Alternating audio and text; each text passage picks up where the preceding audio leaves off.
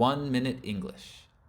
In this 1 minute lesson, we are going to have a look at some different meanings for turn out. Turn out means to attend or participate. We can use it for a sporting event, a concert, a business meeting, a party, or an election.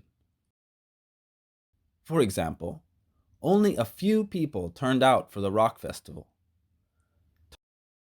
Turn out also means to produce an unexpected result.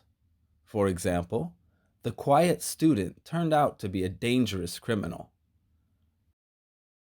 Turn out can also be used to stop a light. For example, turn out the lights before you go on vacation. Give it a go. Try making a sentence using turn out and leave it in the comments below.